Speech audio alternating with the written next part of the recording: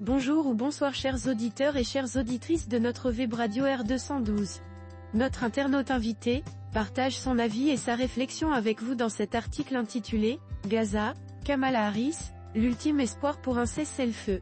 Le voici en podcast pour vous. L'auteur ouvre son propos en nous plongeant au cœur de la Convention démocrate à Chicago ainsi.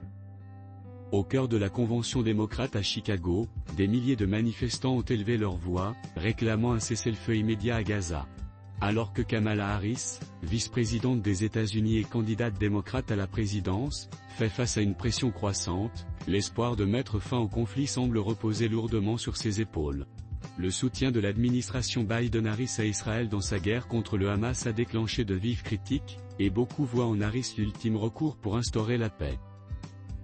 Selon notre internaute, Harris tente de concilier ses impératifs et explore ensuite l'impact de cette position délicate sur la campagne. Lors de sa rencontre avec le Premier ministre israélien Benjamin Netanyahou le 25 juillet à Washington, Kamala Harris a tenté de concilier ses impératifs politiques avec une posture humanitaire. En dépit de son engagement pour un cessez-le-feu, le dilemme électoral est évident, d'un côté, le vote juif, traditionnellement démocrate, de l'autre, les communautés arabes et musulmanes, de plus en plus critiques face au soutien de l'administration Biden à Israël. Cette position délicate risque de compliquer la campagne de Harris, notamment dans des États clés comme le Michigan, où le vote arabe et musulman pourrait être décisif dans la course à la Maison-Blanche contre l'ex-président Donald Trump.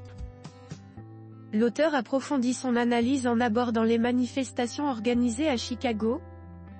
Maintenir la pression sur Kamala, les manifestations organisées depuis le 18 août à Chicago, où des milliers de personnes exigent un arrêt immédiat des hostilités, montrent à quel point la frustration grandit au sein de la communauté palestinienne et des Américains d'origine moyenne-orientale. Ces derniers, qui avaient rejoint le camp démocrate après les guerres menées par l'administration Bush, menacent désormais de se détourner de Harris, perçue comme trop alignée sur la politique de Biden vis-à-vis d'Israël. Malgré ces critiques, notre internaute met en lumière la détermination de Kamala Harris et mentionne d'ailleurs que Biden a récemment exhorté Harris à finaliser un accord lors d'une réunion, soulignant l'urgence de mettre fin à ce conflit. Malgré les critiques, l'ex-sénatrice de Californie de 59 ans continue de maintenir la pression sur Netanyahou, espérant pouvoir arracher un accord de cessez-le-feu. Joe Biden, bien que préférant des discussions discrètes avec Israël, a également insisté sur la nécessité de mettre fin au conflit, exhortant Harris à finaliser un accord lors d'une réunion récente. Le président américain Joe Biden a souligné l'urgence de finaliser un accord sur un cessez-le-feu et une libération des otages dans la bande de Gaza au cours d'un échange ce mercredi avec la vice-présidente Kamala Harris et le premier ministre israélien Benjamin Netanyahou, a fait savoir la Maison-Blanche.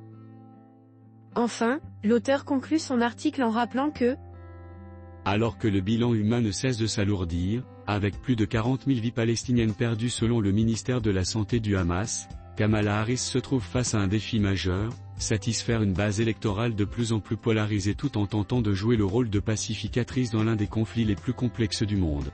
L'issue de cette situation pourrait non seulement influencer l'avenir de la bande de Gaza, mais aussi celui de sa propre carrière politique. Voilà chers auditeurs et chères auditrices, la réflexion de notre internaute invité sur la situation actuelle à la Convention démocrate à Chicago et ses répercussions politiques. Restez à l'écoute pour plus de contenu captivant sur notre web radio R212. Et à très bientôt.